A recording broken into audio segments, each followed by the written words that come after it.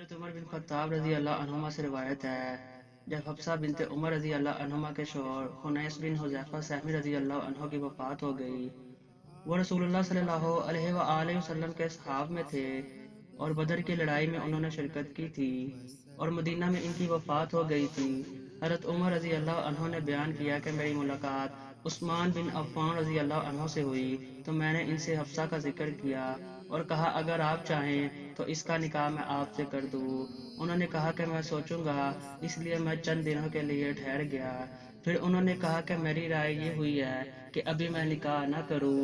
حضرت عمر رضی اللہ عنہ نے کہا، پھر میری ملاقات حضرت ابو بکر رضی اللہ عنہ سے ہوئی اور ان سے بھی میں نے یہی کہا، اگر آپ چاہیں تو میں آپ کا نکاح حفصہ بنت عمر رضی اللہ عنہما سے کر دوں۔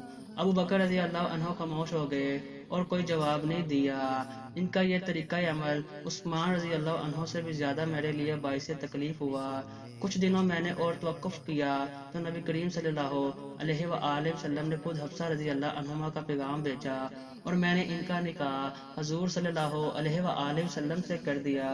اس کے بعد ابو بکر رضی اللہ عنہ کی ملاقات مجھ سے ہوئی تو انہوں نے کہا، شاید آپ کو میرے اس طرز عمل سے تکلیف ہوئی ہوگی کہ جب آپ کی مجھ سے ملاقات ہوئی اور آپ نے حفصہ رضی اللہ عنہ کے متعلق مجھ سے بات کی تو میں نے کوئی جواب نہیں دیا۔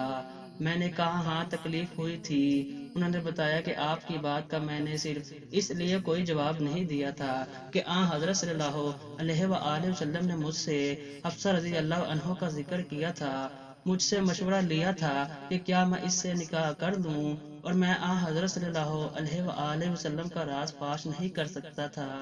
اگر آپ حفصہ رضی اللہ تعالیٰ عنہ سے آپ صلی اللہ علیہ وآلہ وسلم کا نکاح کا ارادہ چھوڑ دیتے تو بے شک میں ان سے نکاح کر لیتا۔